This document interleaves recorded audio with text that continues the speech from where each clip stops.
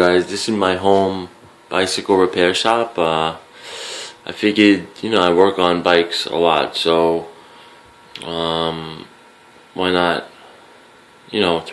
make my own little workspace. I turned my shed into a bike shop, and I wouldn't say a bike shop, a little spot I could just work on bikes and have some peace and quiet. So I turned my shed into a little shop, and I'm nowhere near done. I mean, there's so many tools that I need, and so many things that I could use. But I'm gonna give you guys a rundown on just some tools that I have. Here is a 12-inch adjustable wrench. Then you got that's a 8-inch adjustable wrench. I got a little ratchet. Here's the Park Tool PW5 15mm pedal wrench. Yeah, that's it right there. And you got the Park Tool socket wrench along with the 4, 5, and 6 Park hex wrench. Then I got the this is my favorite set. This is probably one of the most tools that I use, and this is the whole set with the P-handle hex wrenches. Comes with the case, the holder rather, which you could stick right on your pegboard. Yeah, it's pretty indispensable when you're working on, bike stuff and stuff like that. So, yeah, that's a good tool to have. Over here we got the Park whole complete wrench set from 6mm all the way to 17mm. Those are the basic sizes that you need for your bike bolts. Over here you got the Park Tool screwdriver set, which are very, very good. They're well made and they fit great in your hand, very light. Over here I got the C2.3.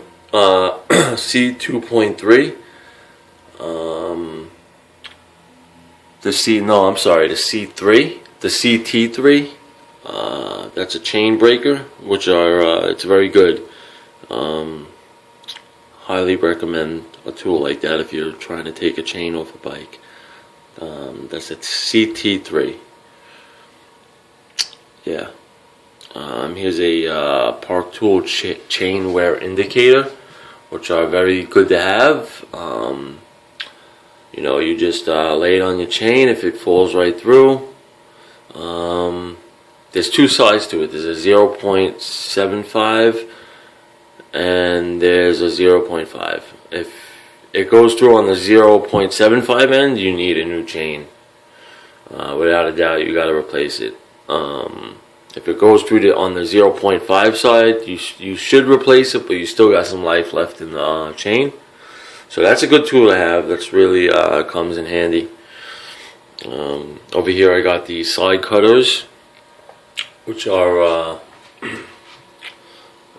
I think they're well made.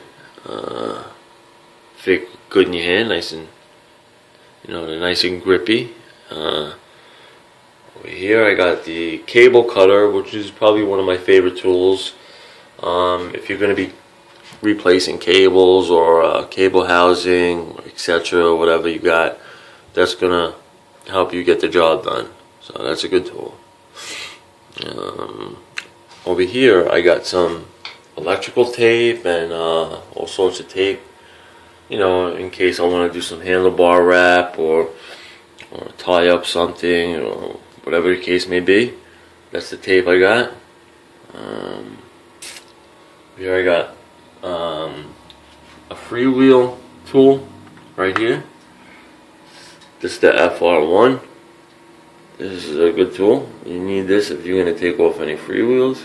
Shimano. I got some patch kits.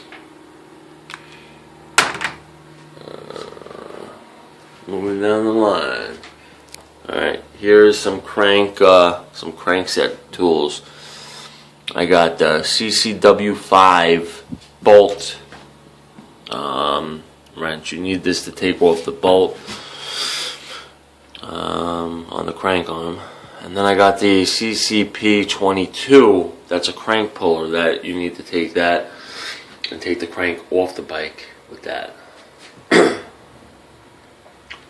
And yeah, that's it for the tools.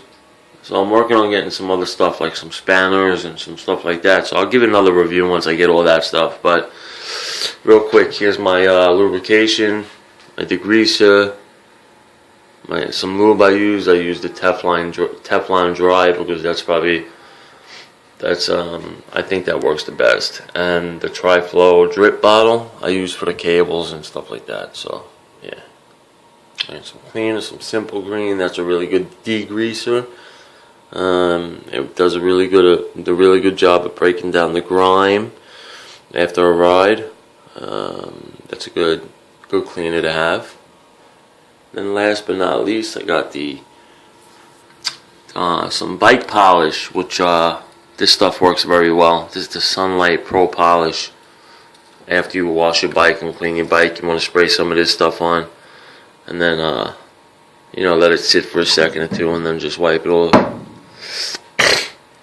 Microfiber towels.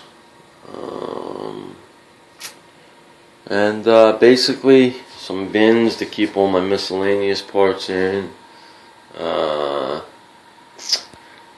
And the bike stand, which I am upgrading to a Park PCS, either 9 or 10, I don't know yet, but that's it. So, you know, hopefully you guys like this video.